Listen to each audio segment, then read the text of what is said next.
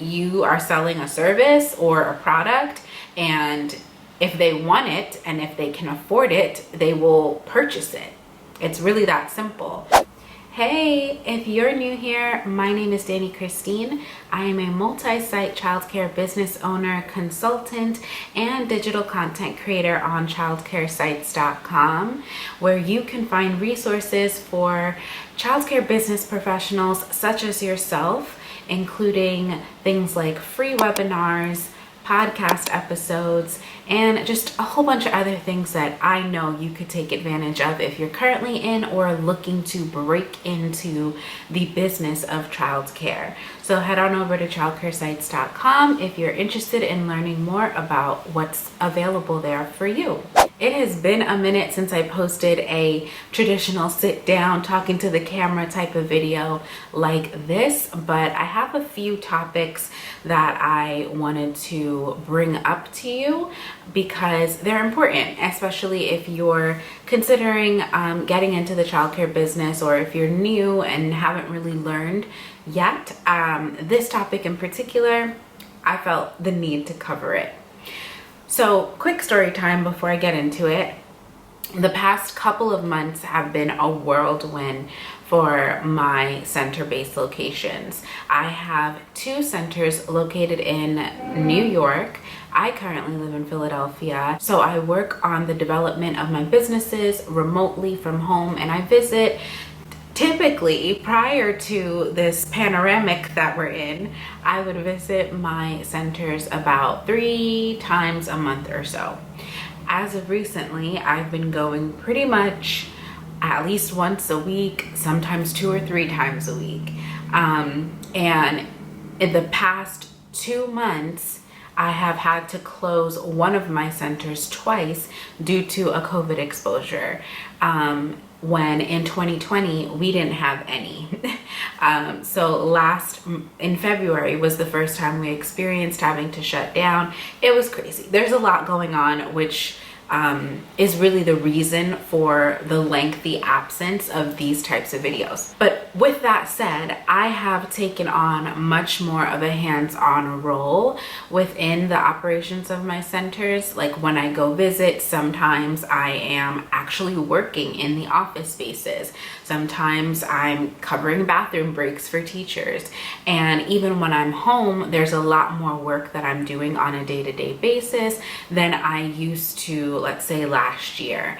And I think that also just comes with the fact that we've grown. We opened our second location back in September, so we're at that like a little over 6 months right now, operating multiple locations.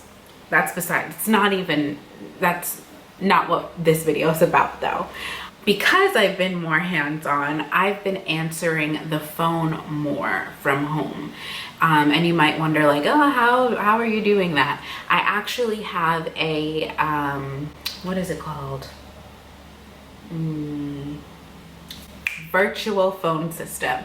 I have a virtual phone system, which is basically an app that I use that allowed me to create a phone number with like a local area code, or if you wanted, you could use like an 800 number or 888 or something like that. But I chose a local phone number, downloaded the app to my computer and to my cell phone. And basically in the settings, I have it set up where if somebody sees that number, because I put it in places like our Google ad, our website, on our buildings, on our vehicle, like when people are searching for childcare, they can call that number and it will actually make my phone ring, and it will make the app on my computer ring. So I can answer the phone from the app on my cell phone or from the app on my computer. You can even have it set up where if you wanted it to ring your landline, you could do that. But again, not what I'm talking about in this video. So with the virtual phone system, I do have it currently set up where if a parent that is looking for childcare calls that number, my phone will ring and Gigi's number will ring. Gigi is the operations manager of my centers, and she's also the co-host of my podcast, Childcare Sights and Sounds. which is available for streaming. We have 2 full seasons up. We've taken a break before getting into season 3. You can go to childcaresites.com/podcast in order to listen in on like real raw experiences of what we go through as administrators of a childcare business. So my phone will ring and Gigi's phone will ring, and sometimes I'll wait it out to see if she answers, and if she doesn't because she's busy, I will pick up the phone. So with all of that said, I have been picking up the phone more, and yesterday I picked up a call from someone looking for childcare, and the woman that was on the other end of the phone was, you know, straight to the point, like, I need childcare for my 2 kids, my infant and my toddler. I'm around the corner from you guys. I'm an essential worker. My husband's in the military. I'm a nurse, yada, yada, yada. Can we get a discount? And it's not unusual for people to ask for discounts for whatever reason, whether they have multiple children or because of their job or because of their military status. Like, they might often ask for discounts, but they don't usually start the conversation that way. And if they do, they're really not the ideal client that we're looking for to enroll within our program, because if it's literally just about the money, then for me, I know that eventually as time goes by, they're usually going to be nitpicking or asking for this or asking for that. They didn't come today. I'm not paying for that day. They're not there. Like, just a whole bunch of different things that just makes for an uncomfortable environment. So I explained to her that, you know, right now the most that we can do is 5% off if you pay monthly, and that truly is the only discount that I offer at my centers. We do not do multiple sibling discounts. We do not do any job related discounts. We are affiliated with a scholarship program that New York State has going on right now, where if you are an essential worker and you have already been enrolled and applied for this scholarship program last year, really, that's the only time that you can get childcare for free, because the state is giving us the money for it. Unfortunately, they're not accepting new applicants right now, new families of essential workers.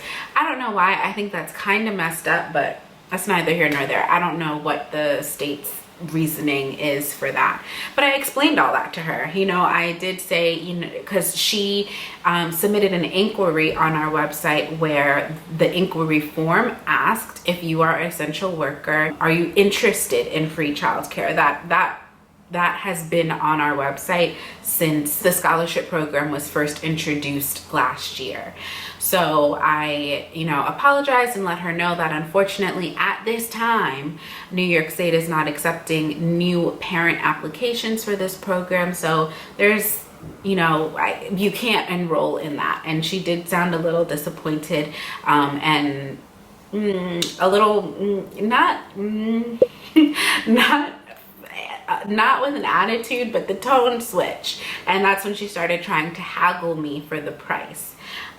So when I told her the most that we could do was 5% off if you pay monthly, she was like, yes, we can pay monthly. What's the price? And I usually do not give prices over the phone. I offer families the option to see the prices after they have given me their email address. I'll let them know, hey, there's so many options for prices. You know, we make it clear that we have like a table outlining exactly what we charge for each age group and each session, meaning like the hours of care that we have structured.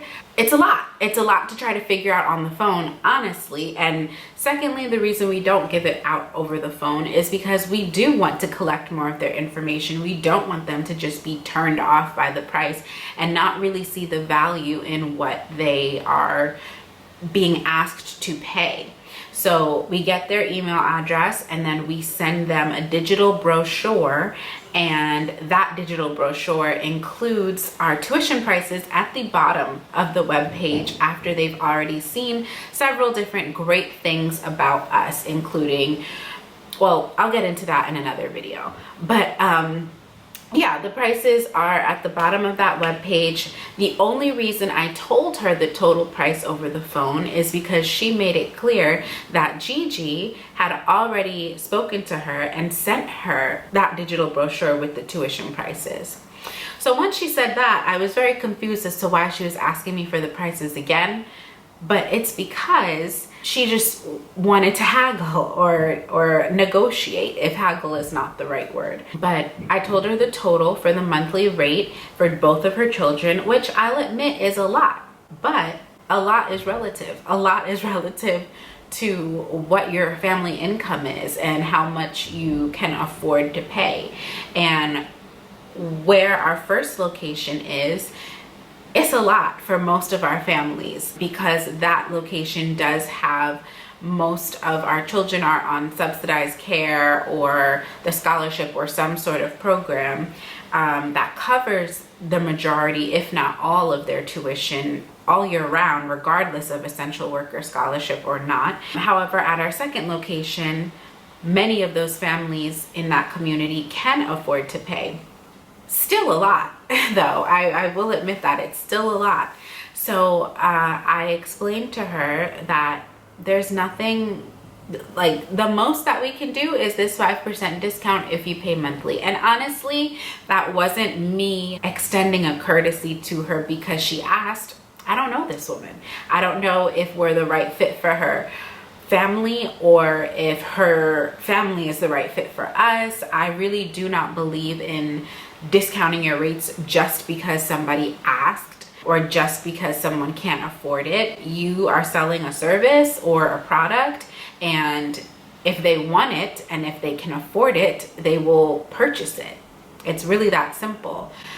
But we do in general have a 5% discount for monthly payments, so it was available regardless. So I was like, that is, you know, that's something that we can do. And then she goes, what else can you do for me? And I was like, well, that is what we can do for you. And she was like, no, that's ridiculous. I have them at a different daycare around the corner right now, and I'm paying $1,000 less than that. And I said, oh, okay. And I was getting ready to ask, and like, what's the reason that you're switching? But she kind of jumped in and said it on her own. She was like, the only reason I'm taking them out of that daycare, I love it there, but the only reason I'm taking them out is because I need care 30 minutes earlier than what they can provide. And I was like, okay, well, I'm really sorry that I wouldn't be able to help you with your situation. This is the most that we can do. And she was kind of like, all right, thank you, in a weird type of way, as if I was going to, you know, be like, no, we'll do 10% or something like that. But that's just not where we're at. That's not what we're gonna do. So we hung up the phone, and then as a professional, I sent her an email after thanking her for calling and giving her like a school comparison checklist. Like, there's a whole strategy that we have behind what we call lost opportunities. That was the end of that. And that really got me to thinking that I really hope that anybody that watches my videos or follows my guidance or has gotten consults from me or whatever understands the importance of knowing your worth and adding tax. We are already in an industry where we do not earn enough income. We're unable to pay our teachers what we wish we could pay them. And yes, it might, like I said before, the tuition I was asking her to pay relatively is a lot. It's a lot. Childcare costs a lot for families. However, on the flip side, as owners of childcare businesses, when we deduct our rent, when we deduct our utilities, when we deduct payroll because of the ratios, really that's the biggest part. Like I've provided consults for clients in Texas. Whenever I do consultations, which you can book me for a private video consultation by going to childcaresites.com/DaniChristine. But whenever I do consultations for people, I look into their regulations so that I can have a better understanding of what's required of them and give them the best guidance possible. And when I do Texas, I'm shocked. I am super shocked by the numbers like related to ratio. Like you can have, I think it's one teacher for every 20 kids of preschool age.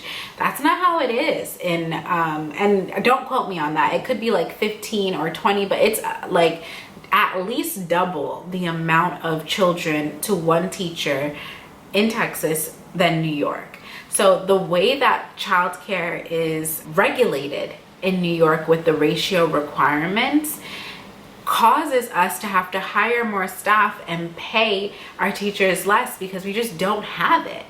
And with all of that said, with all the expenses that you know you have running a childcare business, or that you know you will have if you are thinking about it, and the stress, risk, and liability, it's not worth it to cut your rates.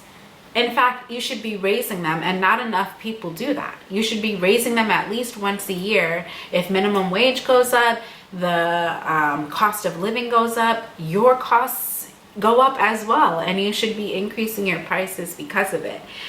I just wanted to come on here really quick to encourage you guys not to feel pressured or feel obligated to work with a parent that can't afford what you're asking them to pay for your business. You're not doing them a favor by watching their kids. You're providing them a service, and hopefully it's not just watching their kids, it's teaching them, providing quality care for them, training your teachers to do the best at their job for them.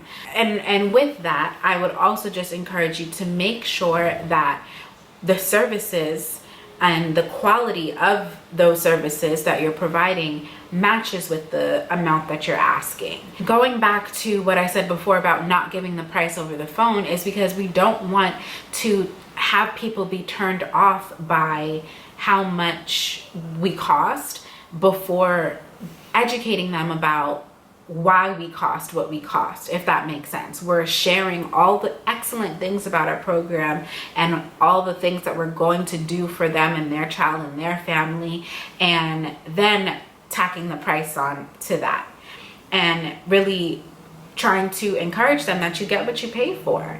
We wouldn't be able to do the things that we do for your child and your family and provide the consistency that we do and the quality environment and the love and the support if we were discounting our rates. Like, we couldn't pay for the things and the teachers and the people and the resources and the curriculum and the equipment and the furnishings and the parties and the extracurricular stuff. Like, we wouldn't be able to afford it if we didn't charge what we charge. We can barely afford it now. That's all I wanted to say.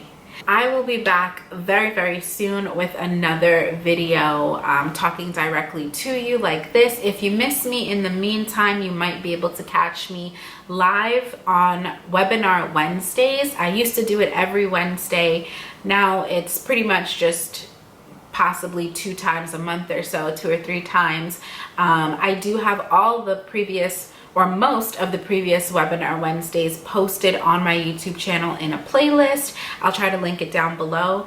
And you can always book me for a private consultation, and I'll help you if you're struggling within especially the early stages of your childcare business. If you're just starting up, or if you're thinking about starting up or need help starting up, specifically in the US, I can provide you with some guidance. Go to childcaresites.com/DaniChristine in order to book me for a consultation. And I will see you guys very, very soon in the next one. Bye-bye.